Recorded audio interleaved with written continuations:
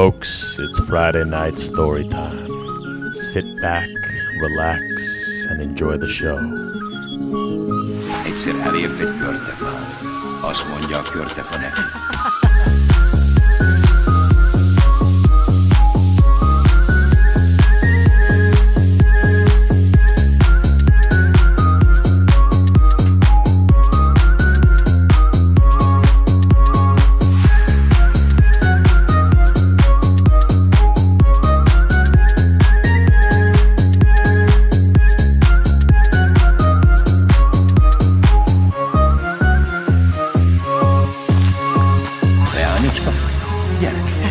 Engem a száraz ágattól, hogy engemet megtisztogatsz, jó tettedért kaphatsz.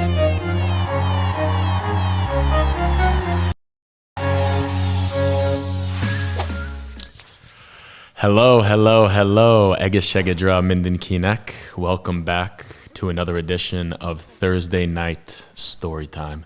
Csütörtök éjszaka történetidő. Again. Today we have some excellent stories lined up for you. We've got to start off with Jason and the Golden Fleece, a legend, a tale from ancient Greece, a story literally as old as time itself, or at least time as it's measured by the Western literary tradition.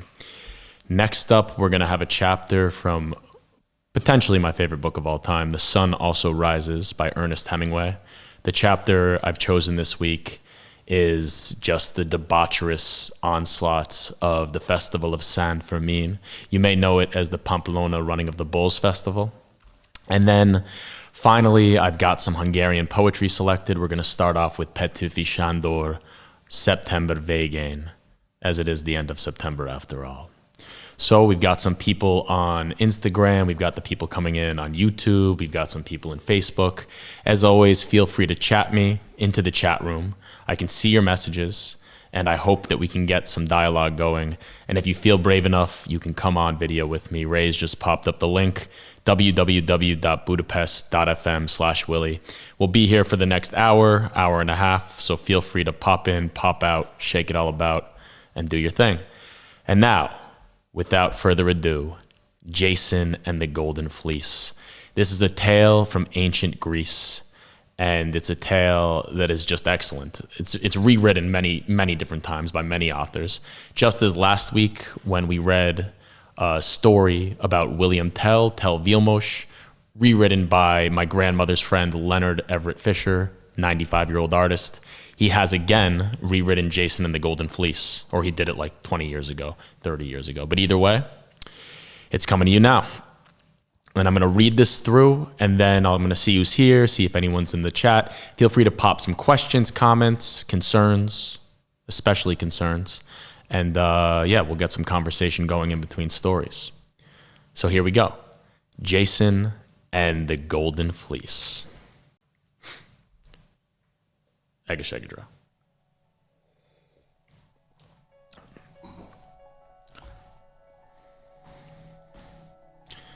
The ancient Greeks believed that gods and goddesses often visited them, disguised as humans or animals. Greek stories are filled with adventures of gods and goddesses, monsters, animals, heroes, and heroines. Here is a tale about a Greek hero, Jason of Iolkos. Jason's father, Aeson, should have been king of Iolkos, but the country had fallen into the hands of Jason's evil cousin, Pelias. When Jason grew up, he went to the palace. "You have no right to the throne," he said to his cousin. "It belongs to my father." King Pelias was sly. He liked being the king. Quickly, he thought of a plan for getting rid of Jason. "Bring me the Golden Fleece, and your father shall have his kingdom back," Pelias said. "It is in faraway Colchis, and it hangs from a tree in a secret grove, guarded by a sleeping dragon." Turning to his chief advisor, the king whispered, "Jason will never come back alive." I shall fetch the golden fleece and lay it at your feet, Jason declared. He was ready for a great adventure. Jason ordered Argus, the boat builder, to construct a sturdy ship, the Argo. He then chose 50 of the strongest men of Greece to go with him on the dangerous voyage. They were all sons and grandsons of gods and goddesses. Among them were the twin brothers, Castor and Pollux, who could calm mountainous waves and soothe terrifying winds. He also chose the mighty Hercules, famous throughout Greece for his strength. With a hot sun above and a flat sea beneath, the Argonauts set sail for Colchis. Pushed eastward by a stiff breeze and stout oarsmen, the Argo sliced through the Aegean Sea. Soon, the island of Lemnos rose out of the pink dawn. The Argonauts went ashore for fresh water, food, and rest. They discovered that there were no men on the island.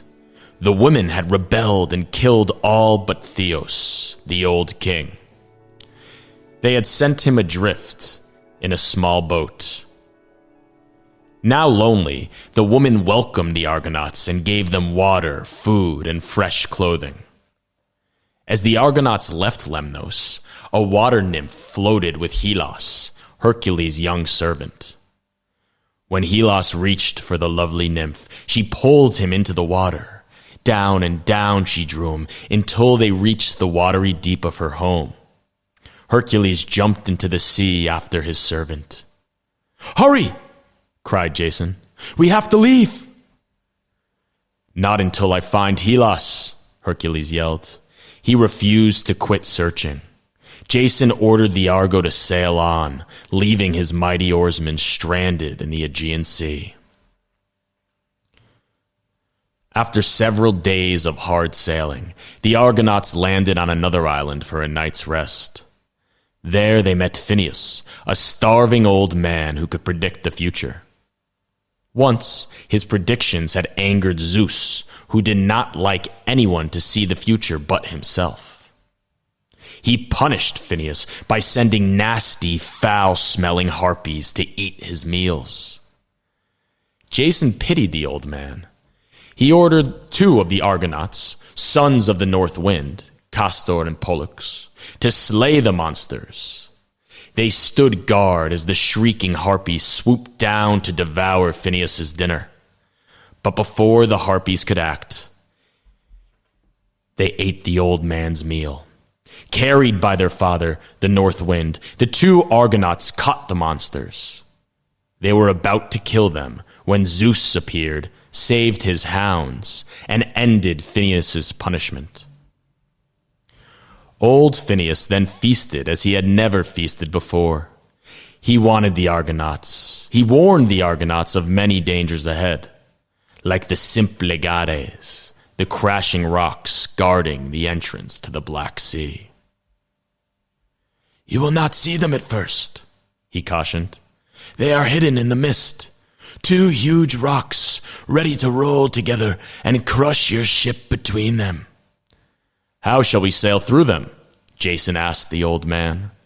"Send a dove between the rocks," he replied. "If the dove makes it through, so will you. But you must be quick. There will be little time." As the Argo and her crew reached the Symplegades, 2 great rocks loomed out of the mist and closed in on them. Quickly, Jason released the dove. It lost only a few tail feathers as it made it through the rocks safely. The Argo's oarsmen rowed their vessel into the narrow passage. The rocks smashed shut behind them, nipping a few planks from the ship's stern.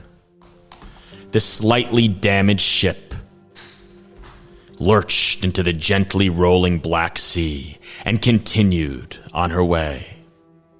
"Jo estate, mate. Jo estate, mindenkinek. Udvazuyuk, welcome, welcome, welcome. We are in the middle of a tale. Jason and the Argonauts, they've just made it through the Symplegades, heeding the warning of Phineas. And they're on their way to Colchis, which, if you are not aware, Colchis is on the Black Sea, and it's the modern-day country of Georgia. And Jason is hunting for the Golden Fleece. He's hunting for the Golden Fleece so he can go back to Iolkos, the island where he's from in Greece, and claim the throne for his father from his evil cousin. And if he can get this fleece, allegedly, the evil cousin's going to give back the throne. So here he is with the Greek heroes. He's got Hercules, although they left him back in the dust. A few others, Castor, Pollux, all sort of demigods, semigods, and the like. And they are getting and arriving to Colchis eventually. And now we shall continue the tale. Oh, an excellent ferment. 2017. Kate the Zertes and Hate. On the other side of the rocks, the air was hot and still. The Argo's sail hung limp. Exhausted, the crew slumped over their oars as the ship drifted eastward. Soon they passed the land of the Amazons. Old Phineas had told Jason about this race of warrior goddesses. "They are daughters of Ares, the god of war," he had warned. "Beware! If you fight them, few of you will survive. Do nothing foolish." The Argonauts pulled on their oars as the huge sail caught a sharp breeze. The Argo quickly slipped past the green hills and sandy beaches as the shouting warrior woman watched them go. Finally, the Argonauts arrived in Colchis, and Jason went to see the king. "I have come for the Golden Fleece," he declared. King Etes was not about to give up his carefully guarded treasure. He challenged Jason to complete 4 impossible tasks. "You shall have your Golden Fleece only after you yoke 2 fire-breathing bulls and plow a field. You must sow the furrows with dragon teeth, from which will sprout an army that you must defeat alone." Medea, the king's daughter, was a sorceress. As soon as she saw Jason, she fell instantly in love with him and would do anything to help him. "I will give you a magic lotion that will protect you," she told him, "but you must agree to marry me." The love-struck Jason agreed. Jason covered himself with Medea's magic lotion and faced the 2 snorting bulls. Their flaming nostrils heated the air as they trotted around the field, kicking up a thunderous cloud of dust. They wheeled and charged, their flames reaching out and searing Jason's skin. Sidestepping one bull, Jason drove the other to his knees and kept him there. The first bull turned and charged again. Its bronze hooves pounded the hard ground. Jason grabbed him and drove him to his knees as well. With lightning speed, he yoked them both. Next, Jason grooved furrow after furrow, covering the field with straight, shallow trenches. He sowed them with some dragon's teeth that Medea had given him. Within minutes, hundreds of soldiers rose out of the newly sown fields. They headed for Jason. "Aha!" cried Aetes. "Now he's done for." "The stone," Medea said to herself. "Throw the stone." She had slipped a magic stone to Jason among the dragon's teeth. "Toss it in their midst, and you will not be harmed," she had whispered to him earlier. Jason tossed the stone at the oncoming soldiers. They stopped, and they fought each other until none were left alive. Jason had won. He had proven himself with the help of Medea's magic. Medea led Jason to the grove where the dragon guarded the Golden Fleece. The dragon roared, belching smoke and cinders as they approached. Medea cast a spell over the monster, putting it to sleep. Jason seized the fleece and raced with Medea to the beach where the Argo and her crew were waiting. They boarded the ship and set sail for Greece. King Aetes was enraged. He sent Medea's brother, Apsyrtus, after the ship. But Apsyrtus and his crew were no match for the Argo. They perished at sea. The Argo cut across the Black Sea and again escaped the crashing rocks of the Symplegades. Once past Lemnos, she ran into violent storms that drove her south to the coast of Crete. There, as the Argonauts tried to hold the Argo steady, a giant made of bronze attacked them. He hurled huge boulders at the ship. Then he waded into the deep water to destroy the Argo with his bronze hands. But he sank, and he drowned, because he was made of bronze. The danger was over, and the Argo headed north for home. Jason returned triumphantly to Iolcos with the golden fleece. He had met King Peleus' challenge. Jason's father, Aeson, could now regain the throne.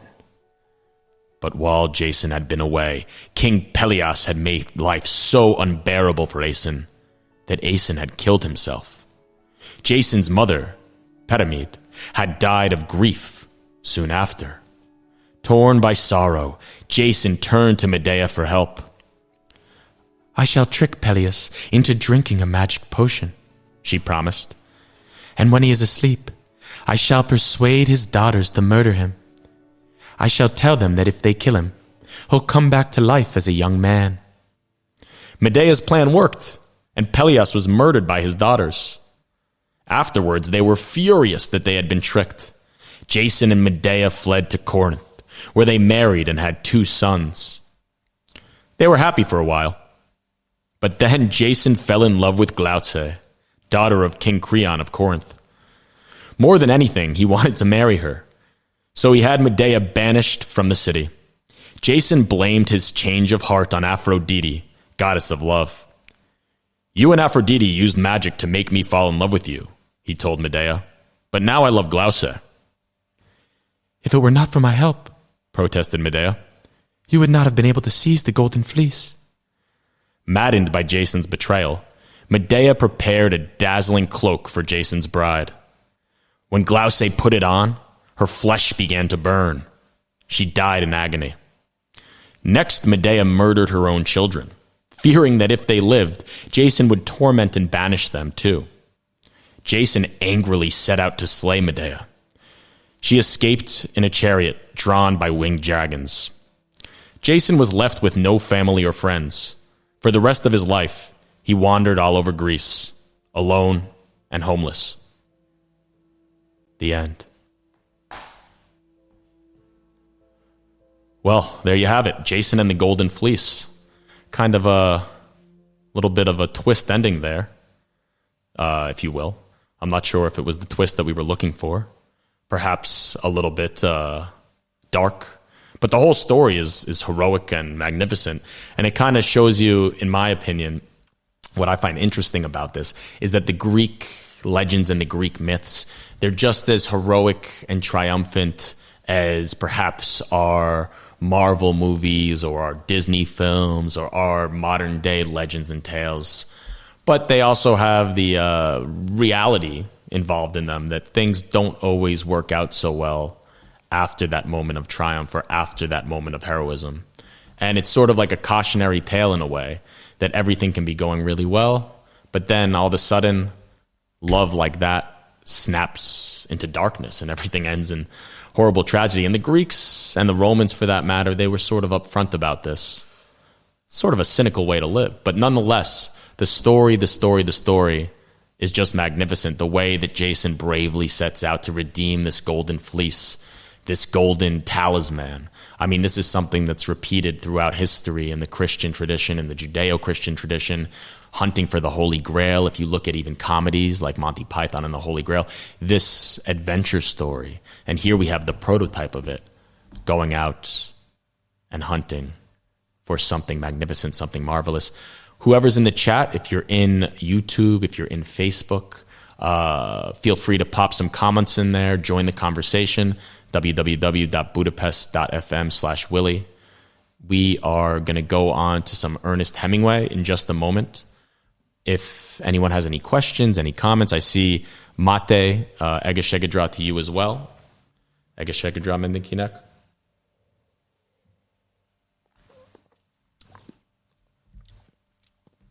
Maybe we'll do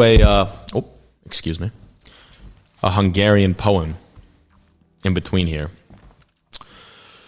As it is the end of September, we can read Petőfi Sándor, September végén, which means the end of September. September 30th, September végén. And here we are. Még nyílnak a völgyben a kerti virágok. Még zöldel a nyárfa az ablak előtt. Te látod amotán a téli világot. Már ho takara el a betszi tetőt. Még ifjú szívemben a lengsugarú nyár, s még benne virít az egész kikelet. De íme sötét hájam őszbe végül már, átel dere már megüte fejemet. Elhull a virág, elíramlik az élet.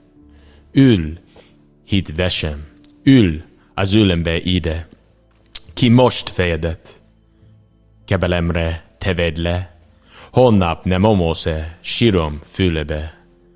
Ó, mondd, ha előbb halok el, tetem imre, könnyezve borítáz-e szemfüdelet, s rábrát-e majdán egy ifjú szeremre, hogy elhagyod érte az én nevemet.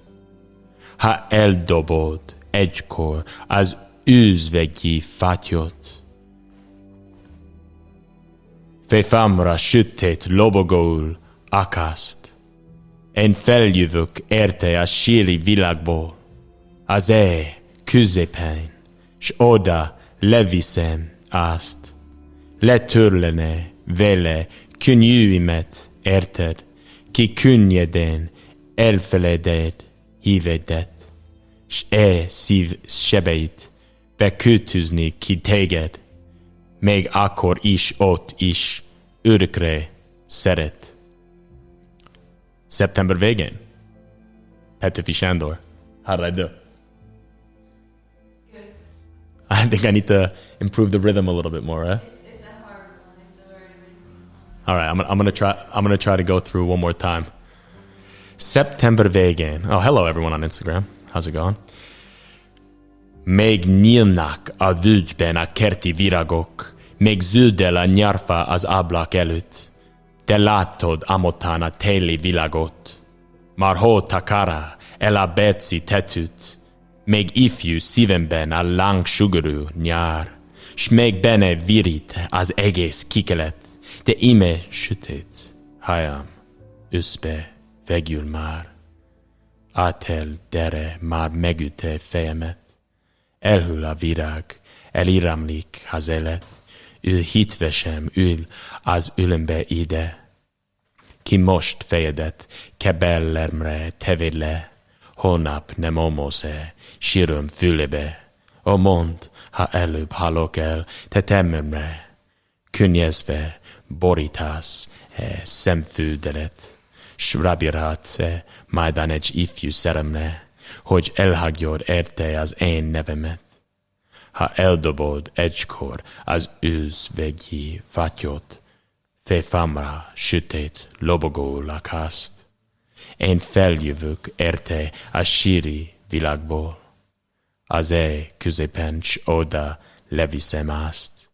Letörleni vele könnyűemet érted, ki könnyeden elfeleded hívedet, s szív sebeit bekötözni ki teged, még akkor is, ott is örökre szeret. September végén, the end of September, Petőfi Sándor. So, I'm going to read that once now in English, try to make sense of it. We got this dual book translation here called The Lost Rider, a bilingual anthology. And this is the translation by George Sirtes. Sziasztok! A zene egy kicsivel lehetni halkább a hangodnál. Alexa, could you help us translate that?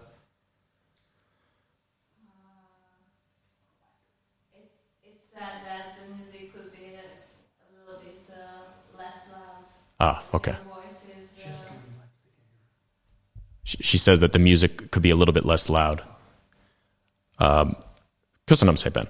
Okay, Petőfi Sándor, end of September. This is the English translation. Below in the valley, the flowers are resplendent. Outside by the window, the poplars still glow.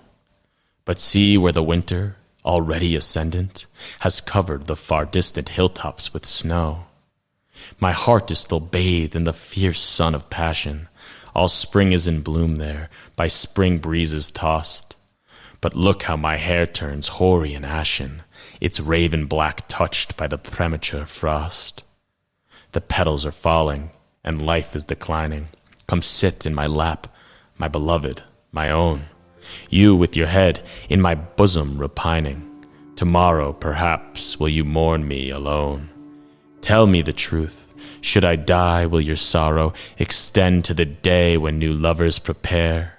Your hearts for forsaking, insisting you borrow their name and abandon the one we now share.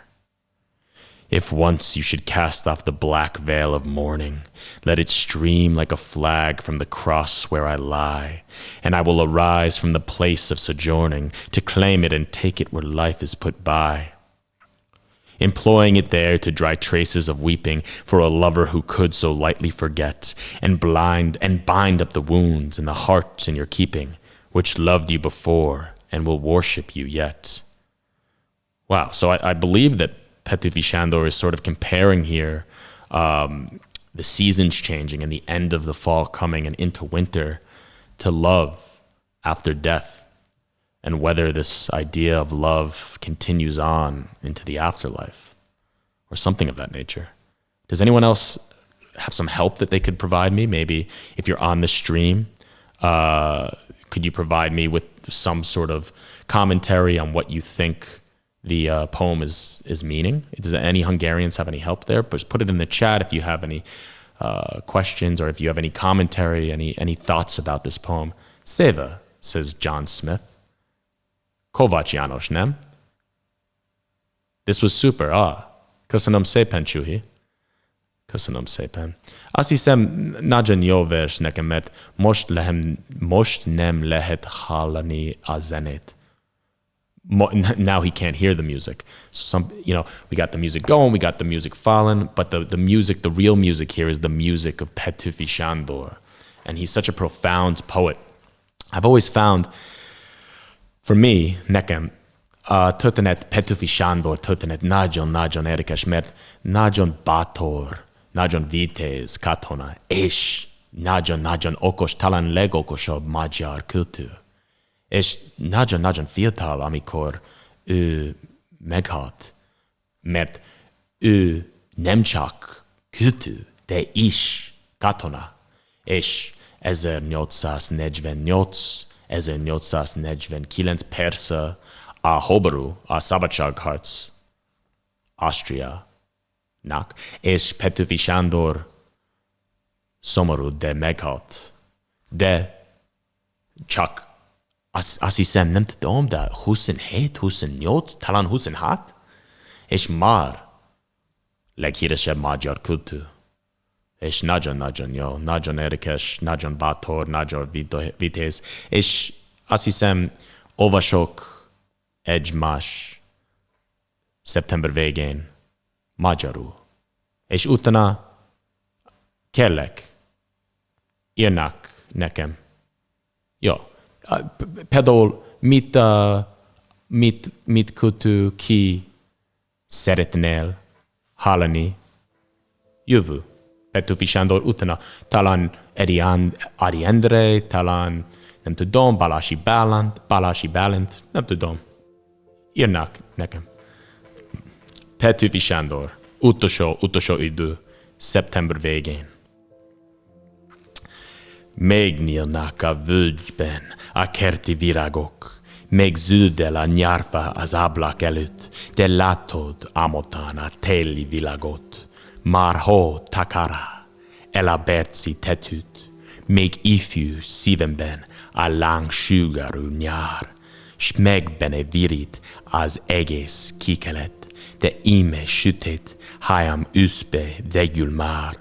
A térdere már megütte fejemet, elhűl a virág, eliramlik az élet. Ül, hitvesem, ül az ölömbe ide, ki most fejedet kebelemre teved le. Holnap nem omosz-e sírom fülebe, ó mondd, ha előbb hallok el te tímemre. Könnyezve borítasz-e szemfüdelet, s rábírhat-e majdan egy ifjú szerelme, hogy elhagyod érte az én nevemet. Ha eldobod egykor az özvegyi fattyot, fejfamra sötét lobogóul akaszt, én feljövök érte a síri világból, az éj közepén, s oda leviszem azt, letörleni vele könnyűimet, érted? Ki könnyedén elfeleded hívedet, s i szív sebe itt bekötözni kideged, még akkor is ott is örökre szeret. 1847. So this was right before the War of Independence and right before Petőfi Sándor died. And it's kind of I don't know, nagyon érdekes to think that he was sort of, in a way, predicting his own death here, as many great poets do. So egészségedre, Petőfi Sándor, egészségedre mindenkinek. And here's to heading into the winter with some positivity and some hope. Let's see, we have a few comments coming in. Quiet raving. Hello. Yo alive. Köszi. Oh, thank you. Köszönöm szépen. Tip.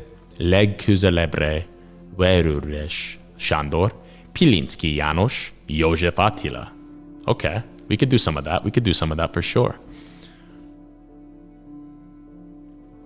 I was going to read some Ernest Hemingway, but if people want to hear some more Hungarian poetry, it seems like we got a room full of Hungarian poetry fanatics. Maybe we can just go do some more of that. I love poetry. I'm learning. Gyönyörű vers. And again, guys, if you're in the chat room, keep the comments coming, questions, recommendations, whichever poets you would like to hear. But also, just remember that you can join in the video, budapest.fm/Willie. Ray is going to keep putting the link right there. Join the conversation right below me. And feel free, click it, come in, and we can chat face to face. Could be fun. Could be lots of fun, actually. I hope that you do. Thank you for all your comments. Thank you for your participation. Egészségedre, Judith, to you too. Adi Endre, Sabo Lurens, Tot Arpad, Ish Jöhet. All right, let's see who we have in here. In this book, we have a few different poets. We've got Balási Bálint, Zsrinyi Miklós, Faludi Ferenc, Bácsány János, Fazekes Mihály, Csokonai Vitez Mihály, Berzsenyi Dániel, Kürcsé Ferenc, a Himnusz, Vörös Marti Mihály, Arany János, Petőfi Sándor. It's a who's who of Magyar kultúr. Kis József, Revicki Gyula, Adi Endre. Okay, someone said Adi Endre, so he was the first one that I've seen here. Did someone say Tóth Árpád? I believe we had one. Tóth Árpád, Judith. All right, Judith, because you asked for it, we will read some Tóth Árpád. This is the magic of the chat room, people. If you keep these recommendations coming, we can just do whatever you want. It's magic. Tóth Árpád. He lived from 1886 tól 1928-ig. Wow, what a life. Pretty short. Just 42 years. You're very welcome. Thank you, says Judith. You are very welcome. Szívesen. So we have three choices. We have Körúti Hajnal, we have Esti Sugar Koszorú, or we have Lélektől Lélekig. And Körúti Hajnal, Esti Sugar Koszorú, Lélektől Lélekig. What do you guys say? What do you want to hear? Which one? Let's see. 240, 242, 244. While I'm looking for that, please feel free to send your recommendations into the comment section. We've got 3 great choices. I don't know what any of those words mean. Oh, Dawn on the Ring Road, Evening Radiance, From Soul to Soul. They all sound fairly sentimental. A lot of recommendations coming in. Faludi, Aprililaios. Awesome. Thank you guys so much for participating. I love to see this. Okay, let's see. Esti Sugar Kosoru, Evening Radiance. It sounds quite melodic. All right, let's give this one a spin. Egeshegadra.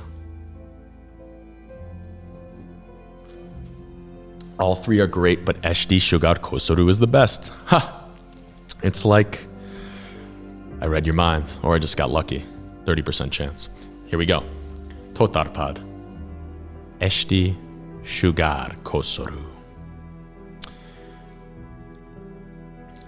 Elütünk már hamvasa változut, és anyák teste zuhant át a parkon, de még finom halk sugar koszorút, fonthájad sötét lombjába az alkon, halván, szelíd és komoly rágyogást, mely már alig volt fények földi mása, s felék illata, s csende szürteát, áldogok esti lélek vándorlása.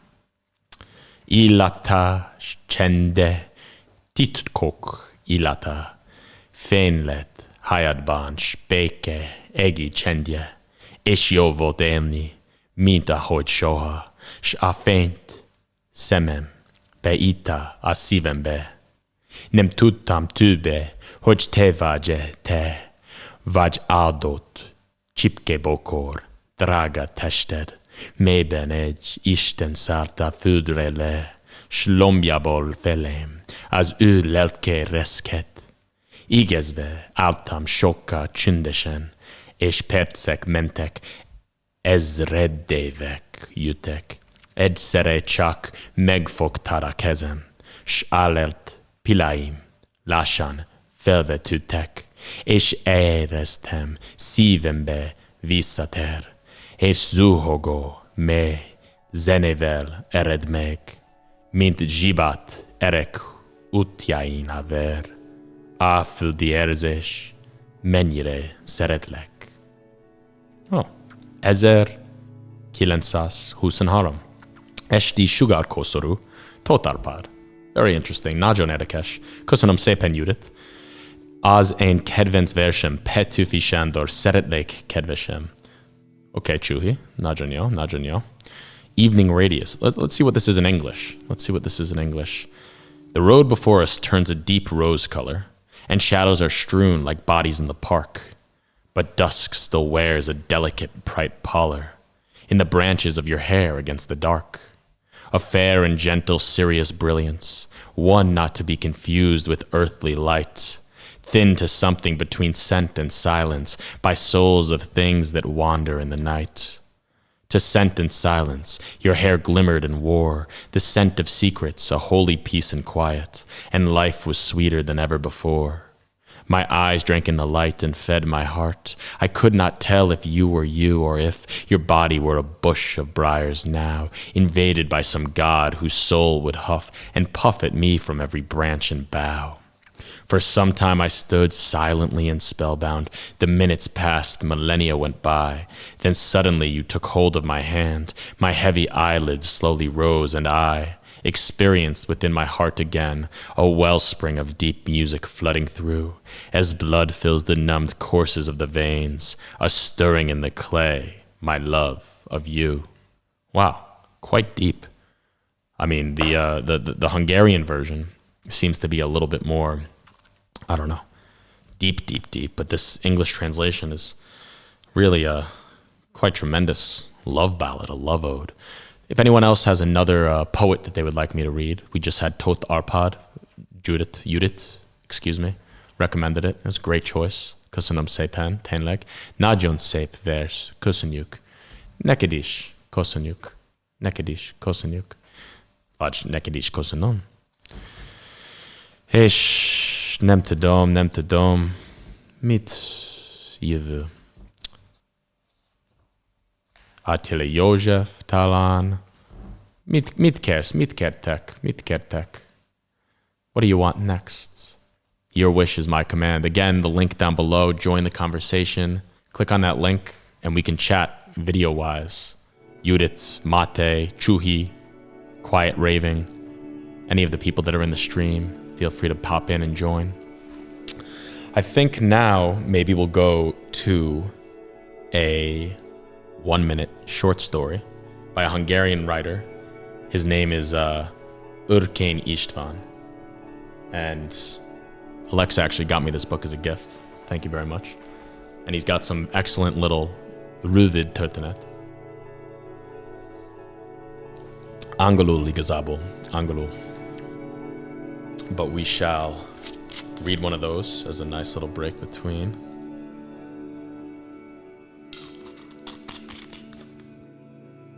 Okay, let's see.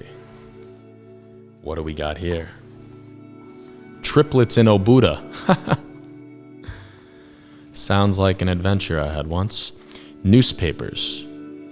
The eyes of the world are focused on the obstetrics ward of the Óbuda hospital, where, without any previous training, a cleaning woman from a factory brought triplets into the world. What's more, the triplets are joined at the shoulder.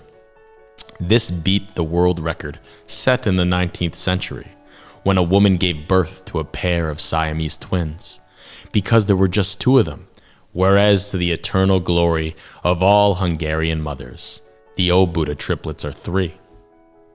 People have veritably laid siege to the hospital, heaping flowers, presents, and good wishes on the mother, who, along with her newborn babies, is in the best of health.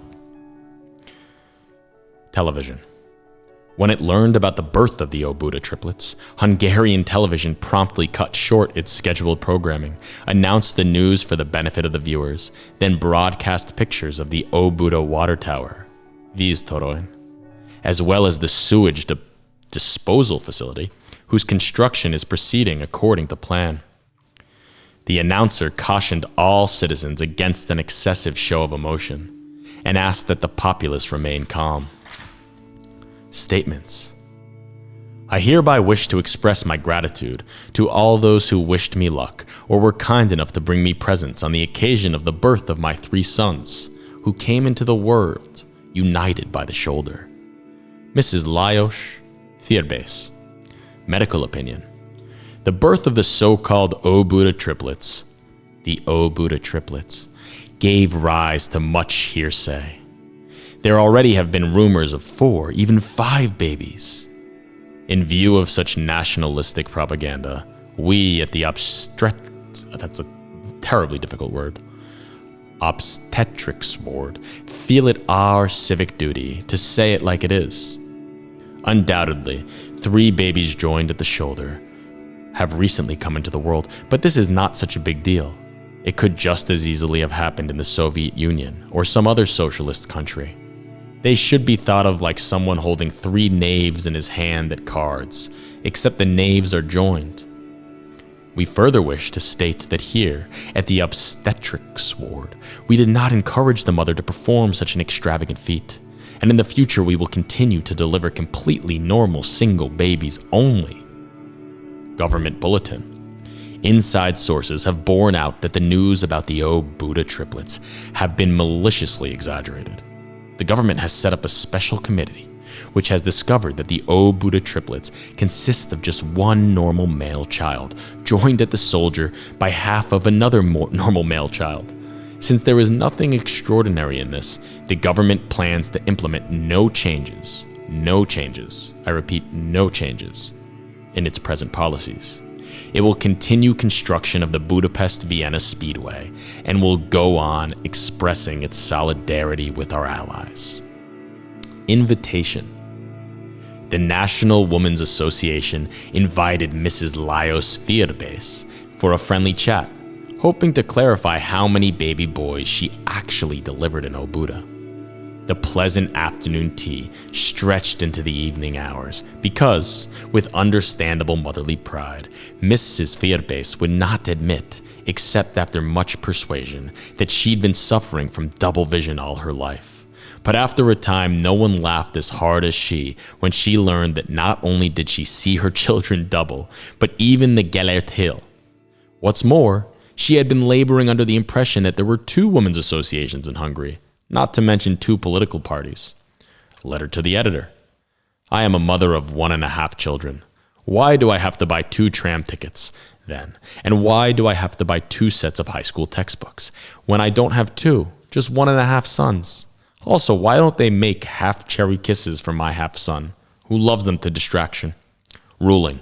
We are sorry to inform you that your college application has been rejected because your previous studies and college entrance examination scores.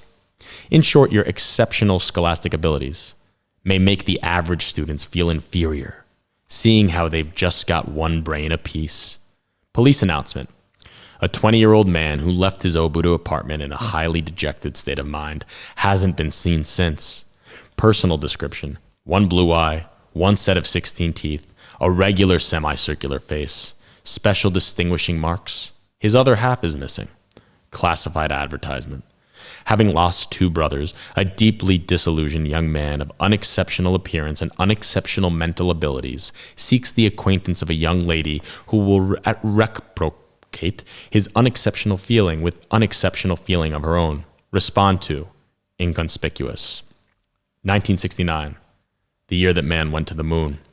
So that story, if you can even call it a story, it's sort of like a, 10 or 11 different views chronologically of what happens after these triplets are born in Obuda. And this sort of initially miraculous situation turns into an absolute farce. And, oh, Herno, what's going on? Hi, how are you today? Nagyon-jóval jók, nagyon-nagyon igazabol.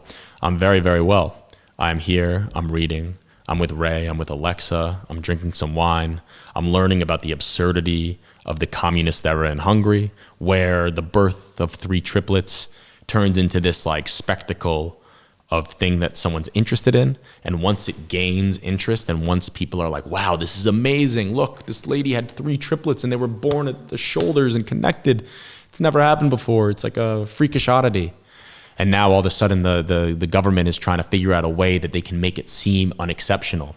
So the loops and the hoops that they have to jump through to figure out how to define and classify these triplets as being something out of the ordinary is just ridiculous. And they have to like say that it's only 1.5 kids and that there was nothing that happened that was out of the ordinary, even though it's like a complete freak occurrence and like obviously to everyone it's like something miraculous. But they have to sort of define this and say, listen, the triplets, it's just 1 child, maybe 1.5 children, and we're going to focus on our Vienna to Budapest superhighway instead. And this is written at a time, 1969, kind of before the communist system had really started to go on the downslope. Because once you get to the late 70s, early 80s, and especially the late 80s, people know the writing's on the wall.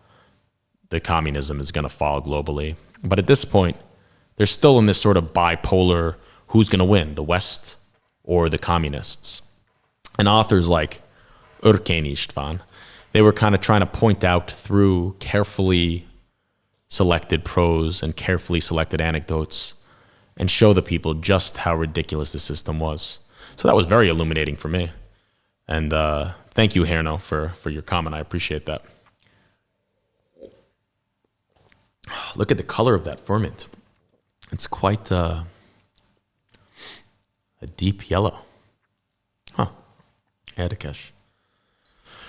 Okay, everyone. What do we want next? Do we want more Hungarian poetry? More Hungarian poetry? If you want more Hungarian poetry, put it in the comments section. If you would like some Ernest Hemingway, I think that's his Hungarian name, Ernest Hemingway, put that in the comment section as well. Tell me which poet you want. If you want some more Petőfi Sándor, some József Attila, or if you just want good old Ernest. And we probably have time for a few more stories here. Maybe about 20 minutes to go in the stream. Willie, what's the most interesting thing you've learned in the last couple of weeks? Either from history or literature. A very good question, Ryan Lane. Thank you for that one. The most interesting thing that I've learned, the legérdekesebb dolog, tanultam. Well, I've been very, very, very focused over the past week or so, academically at least, on this story about the Bocskai Feldkelés. And the Bocskai Feldkelés is the Bocskai uprising. And this occurs at a time, at the end of the 16th century, when the Ottoman Empire and the Habsburgs were in this conflict, this war against each other, called the Long War or the 15 Years' War, the Tizenötéves háború, whatever you want to say. And this happens during a time when Hungary is being carved up like a Christmas turkey because you got these two massive powers, the Habsburgs and the Ottomans. And Hungary is sort of this used to be massive power, especially if you look like 100 years ago during the time of Mátyás Király, and even before that with Nagy Lajos and Hunyadi János, and you had this sort of like Nagy Magyarország during the medieval era. But then you have the decline, you have the Dózsa György peasant rebellion going into the Battle of Mohács when the Ottoman Turks come in. And now, as we go through the 16th century, Hungary's been chopped and changed, and it's a three-part country. And you have Royal Hungary, which is under Habsburg control. You have occupied Hungary, which is in the center, and that's where the Ottoman Turks are setting up shop. And then you have Erdély and the Partium in the east, in Transylvania.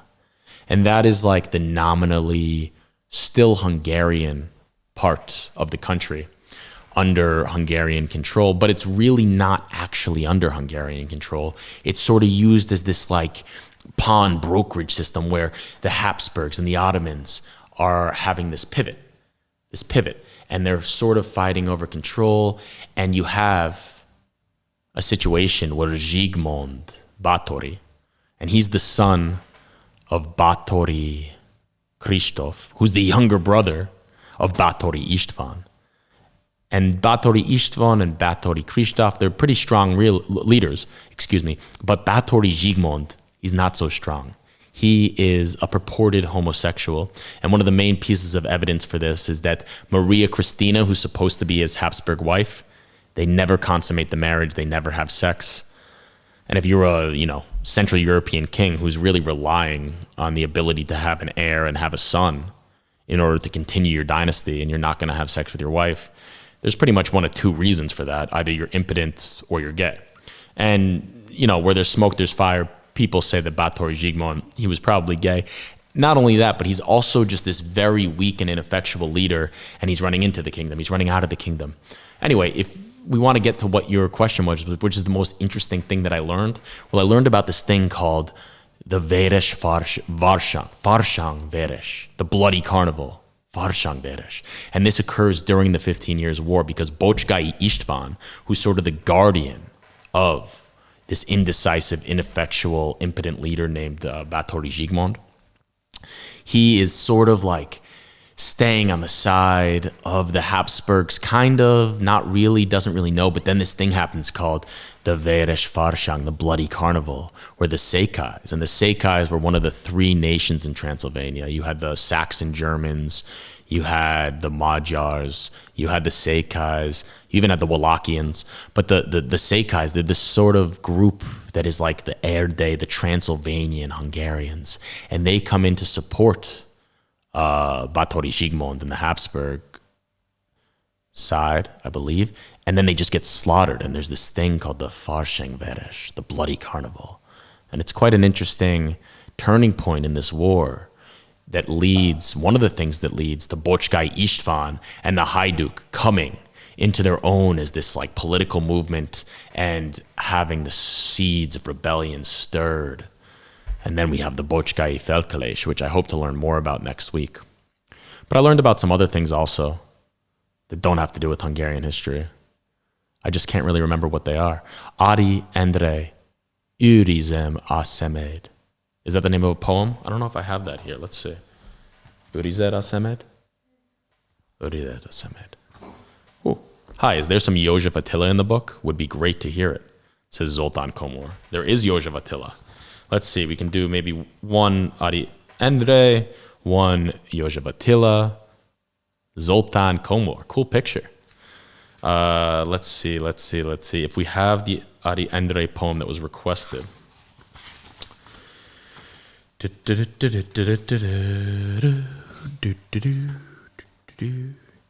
Adi Endre, where are you?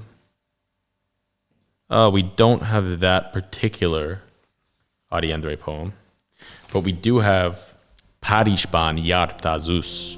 I think that's something about Paris in the fall. That could be nice.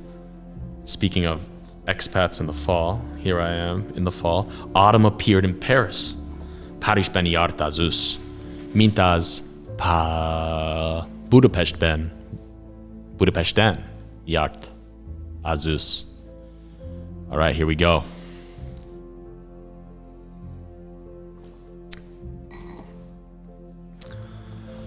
Adi Endre. Párizsban járt az ősz. Autumn appeared in Paris.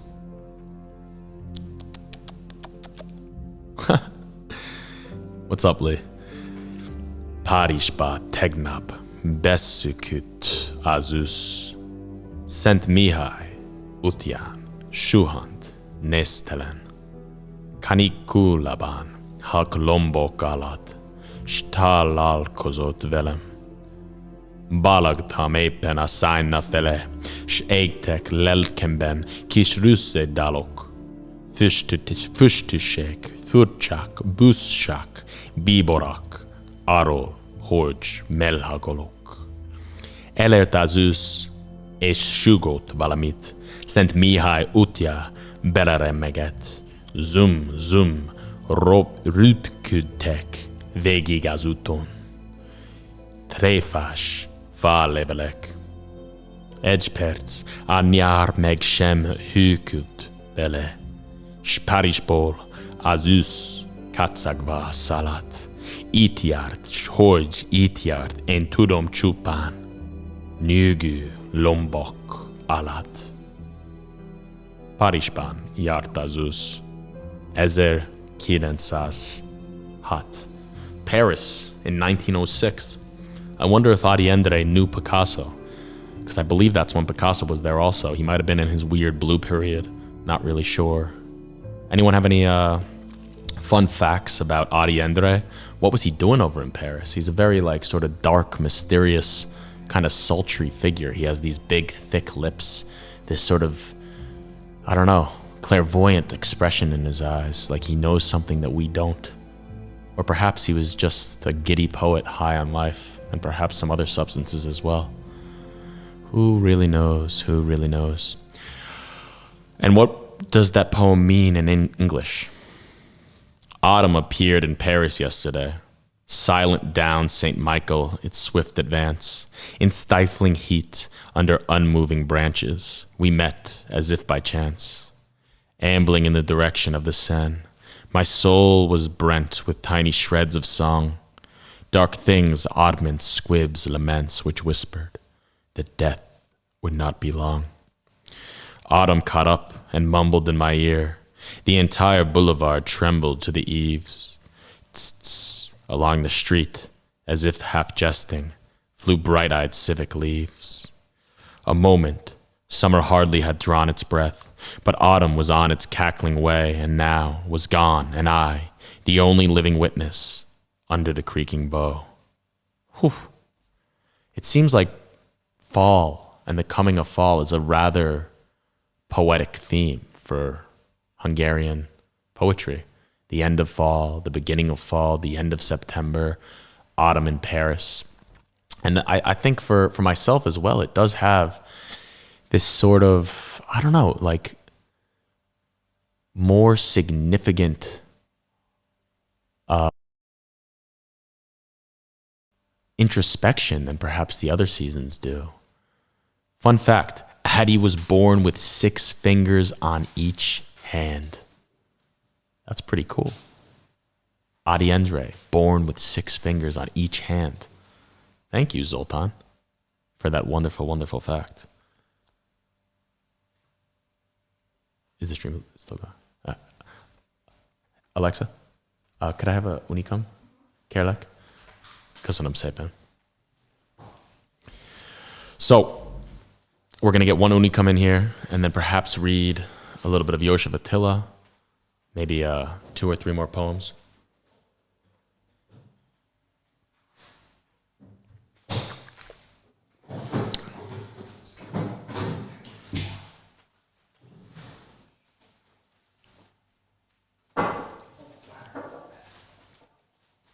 We're good? I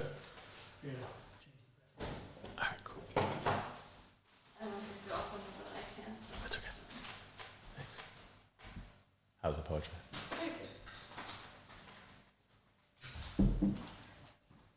They can hear me? All right, cool. All right. Oh, we're still on the other camera. All right, cool. All right, folks. I don't know who's still here, who's bounced out, but we got a couple more poems left. And yeah, we'll see where that takes us. I've got a bottle of unicum here. Unicum Barista, the new coffee unicum. We were actually lucky enough to tour the factory today. And it was delightful. So, Unicum Barista, the special glasses. Look at this. Look at this, like an Italian coffee glass made for Unicum. I think if I have any more than one of these, well, I don't know what will happen. Ooh, that's a big pour. That's a healthy pour. Who showed you the place? What's that? Who showed you the... Oh, yeah. Zwak Shandor, the owner of Unicum, actually gifted me this today. He gave me a tour of the facility. Someone asked me what was the most interesting thing that I learned this week, and I gave a fairly long-winded answer about 16th century Hungarian history. But in actuality, it was the entire life story of the Unicum founder. Or not the Unicum founder, but the Unicum owner for many years, who was the current owner, Zwak Shandor, his father. And his father was named Peter Zwak Peter. And he was like a guy that was born in 1927 and was born into basically like Hungarian royalty, being the owner of Unicum, and then had his entire family fortune taken away from him.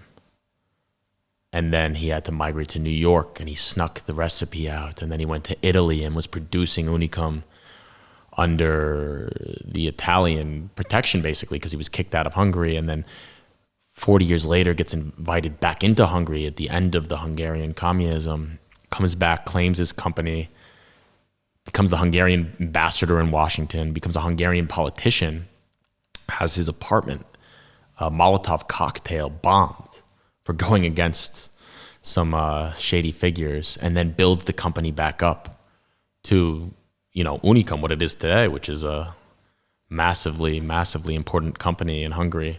And my favorite drink, kedvenc ital. And that's probably more important than anything else. So Egészségedre, we have the Unicum Barista, the coffee Unicum. Let's give it a little sniff. Ooh, fino. Zoltan Komor, as we said. Fun fact, Adi was born with 6 fingers on each hand. Is that true? Is that true? Adi Endre was born with 6 fingers on each hand? That sounds like absolutely wild. I mean, you don't really have a choice to become a poet. But to become a poet, if you're born with 6 fingers on each hand, I mean, it's just a poetic thing in and of itself.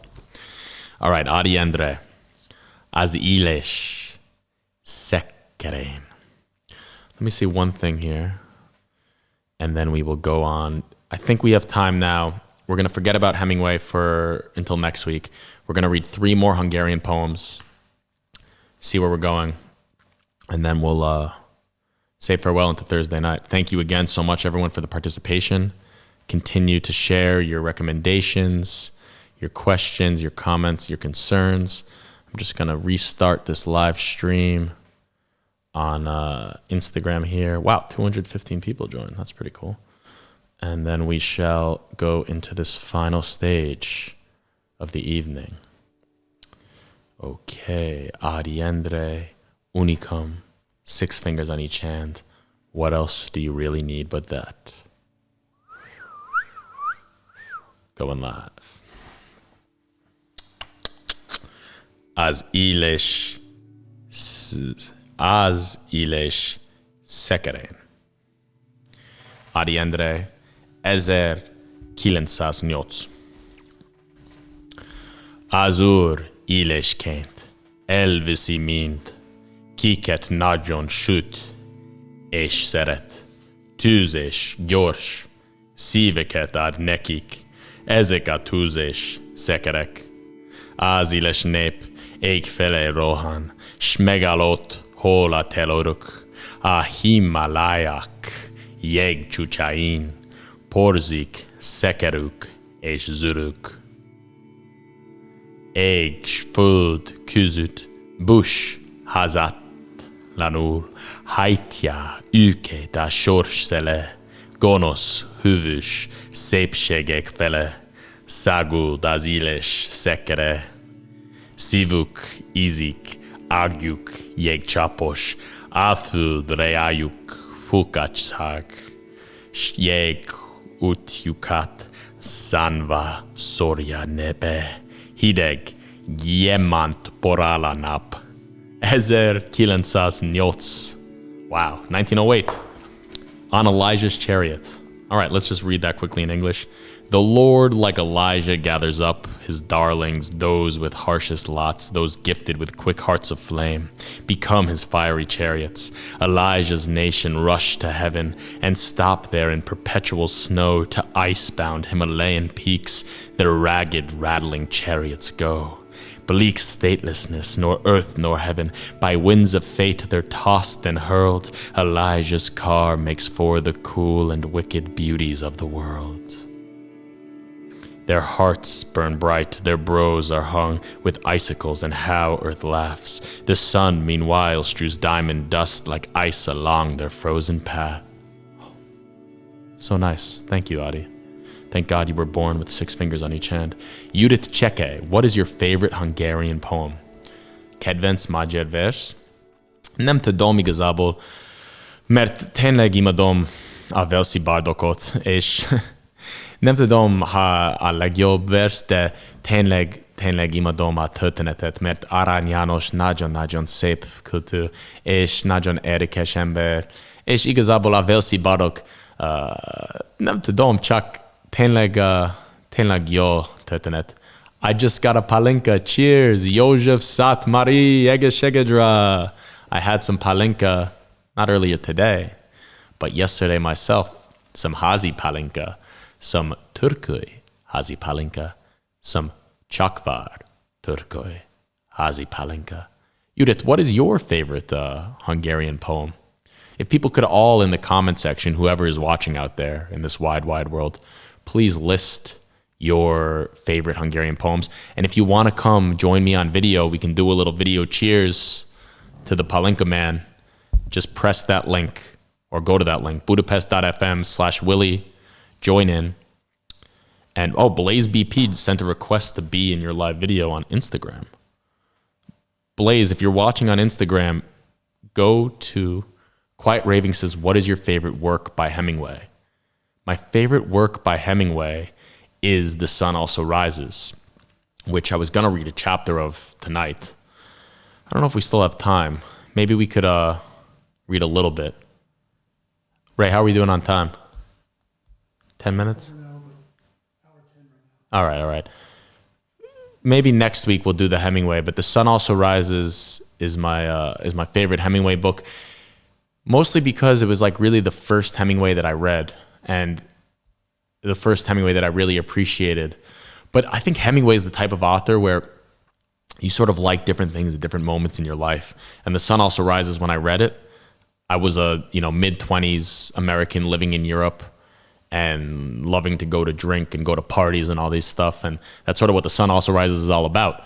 You know, Hemingway's going with all these friends to the festival of San Fermin in Pamplona and just sort of living this post-war nihilistic lifestyle. I mean, the roaring 20s back then, everyone's like, oh, after the coronavirus, the life is going to be, everyone's going to be partying. But think about the 1920s.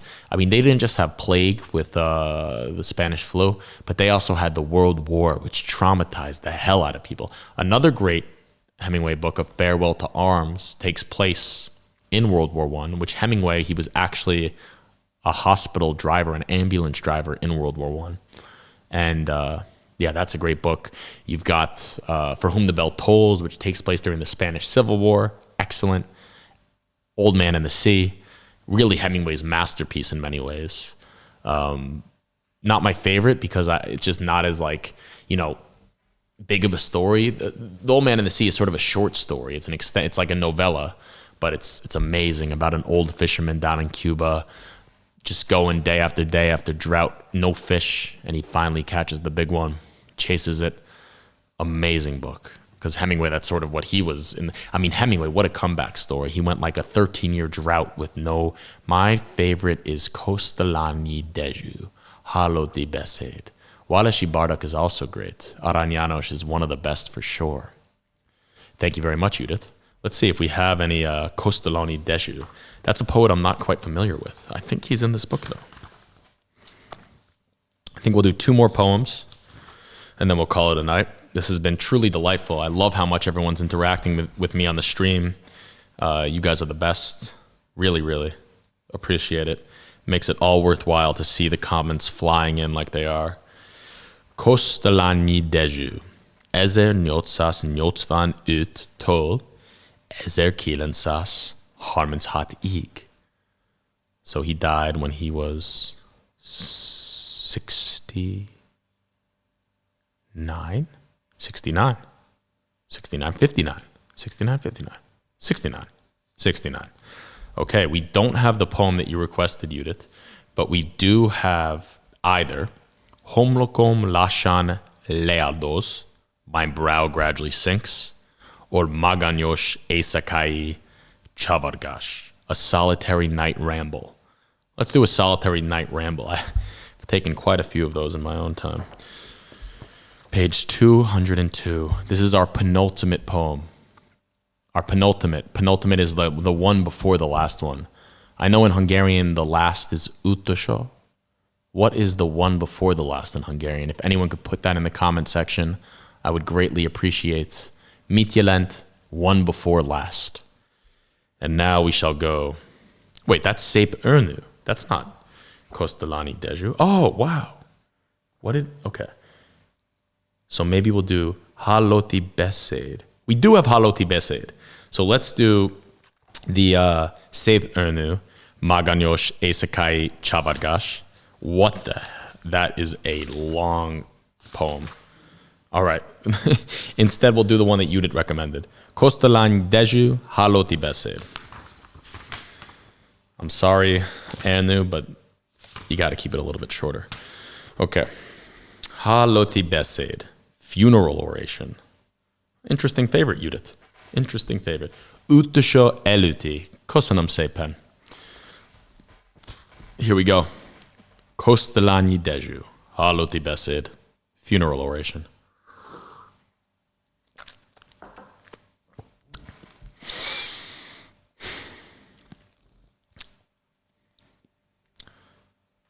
Látjatok, feleim, egyszerre meghalt, és itt hagyott minket magunkra.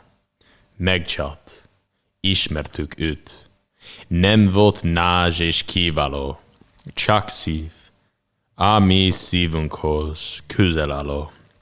De nincs már akár a föld, jaj, összedőlt a kincstár.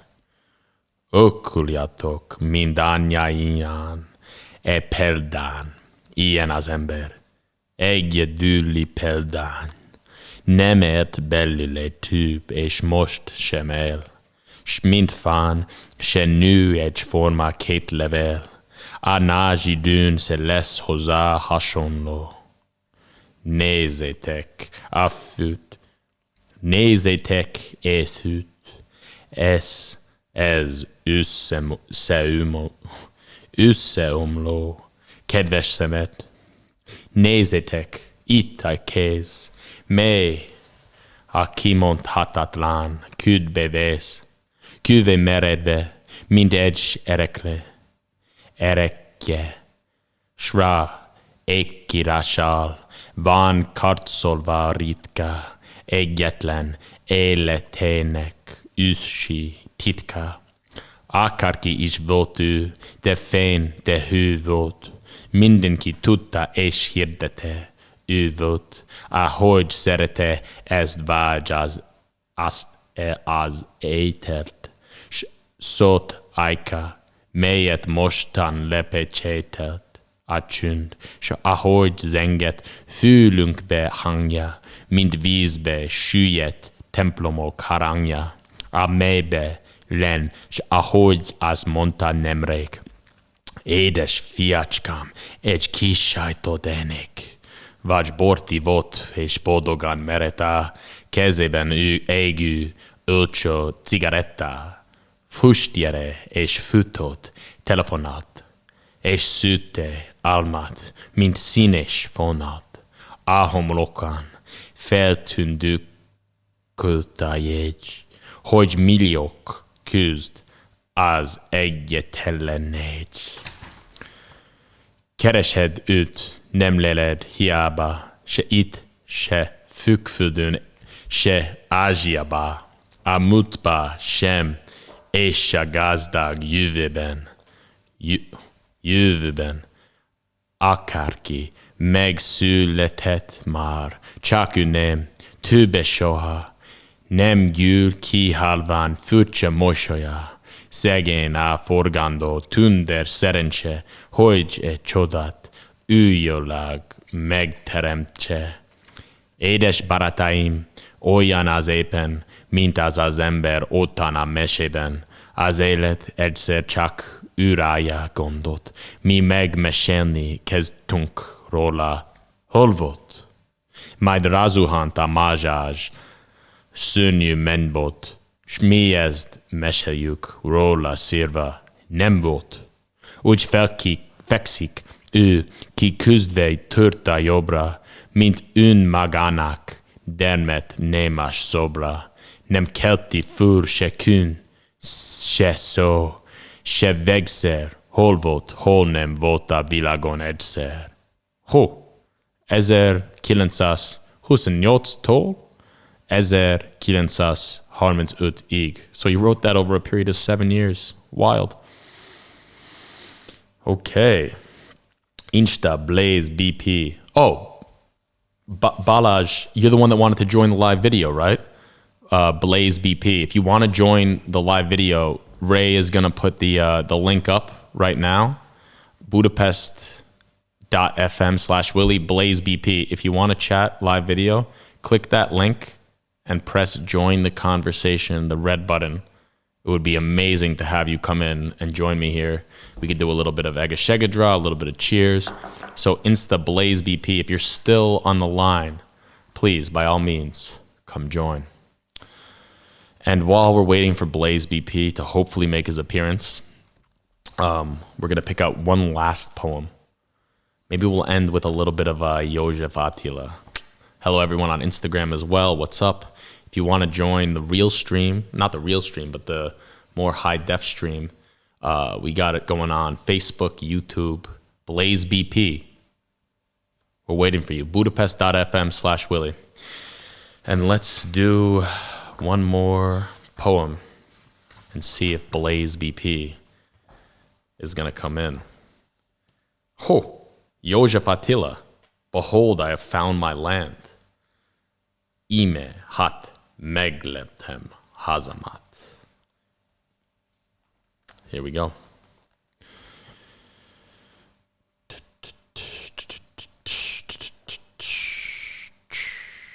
Egeshegadra. Egeshegatekra. Íme hat meglettem hazamat. Íme hát meglettem hazamat, a földet, ahol nevemet, hibátlanul írják fülében, ha eltemet, ki eltemet. fud befogad, mint a perse, mert nem kell, mi sajnáltatos. A háborúból visszamaradt, 20 filéres, a vashatos. Sem a vasgyűrű, mélybe vesve. A szép szó áll, hogy új világ, jog, föld, törvényünk háborús még, s szebbek az aranykarikák. Egyedül voltam én sokáig, majd eljöttek hozzám sokan. Magad vagy, mondták, bár velük voltam, volna én boldogan. Így éltem, s voltam én hiába. Megállapíthatom magam. Bolondot játszottok velem, s már hallom. Is hasztalan, mióta éltem, forgószerben próbáltam állni helyemen. Nagy nevetség, hogy nem vétetem. Többet, mint vétetek nekem. Szép a tavasz, és szép a nyár is, de szebb az ősz, legszebb a tél. Annak ki tűzhelyet családot, már végképp másoknak remél. Wow. Behold, I have found my land. Behold, I have found my land, the country where my name's cut without a fault by him who is to bury me. If he was bred to dig my vaults, earth gapes I drop into the tin, since the iron halfpenny which at a time of war came in has outlived its utility. Nor is the iron ring legal tender. New world, land, rights, I read each letter. Our law is war's the thriftless spender, and gold coins keep their value better. Long I had lived with my own heart, then others came with many a fuss. They said, you kept yourself apart, we wish you could have been with us. So did I live in vanity. I now draw my conclusion thus, they did but make a fool of me, and even my dead is fatuous. I have tried all my life to keep my footing in a whirlwind fast. The thought is ludicrously cheap, that others' harm matched mine at last. The spring is good and summer too, but autumn better and winter best for him who finds his last hopes through family hearths he knew as guest. Okay, folks, I think that's all we have time for tonight. Najan köszönöm. Everyone that joined in, Instagram, Facebook, YouTube. I don't know, by my amateur calculations, I think we had almost 400, 500 people pop through the interwebs, the cyberkinetic sphere. We went through Jason and the Golden Fleece, got traumatized by the end of a heroic tale, went over to some 1-minute stories by István Ürkén, the sort of absurdist, satirical, communist-era Hungarian writer, popped in with some József Attila, some Adi Endre, the Six-Fingered Man, a few other Hungarian poets, Kosztolány Dezső, funeral oration, things of that nature. Volt némi technikai problémám. Blaze BP says sorry, he could not join. I'm sorry too, it would have been great to see you, Blaze BP. If you want to try one more time, we have maybe 2 minutes left in this stream. And if not, just come back next week. But really, from the bottom of my heart, thank you. Thank you to Unicum for supplying these lovely drinks. The Cave Barista Unicum. Mwah. Mwah. Don't know if there's any caffeine in it, but it feels like it just kicks you up a jolt. Anyway, Jó estét, jó éjszakát, jó reggelt, depending where you are in the world. Shabbat shalom. Szép hétvégét. Have a great weekend. And again, köszönöm szépen. I appreciate you all from the bottom of my heart for joining in. And we'll see you next week, same time, same place. Thursday night story time. Csütörtök, éjszaka, történetidő. And we'll be back with more. See you later.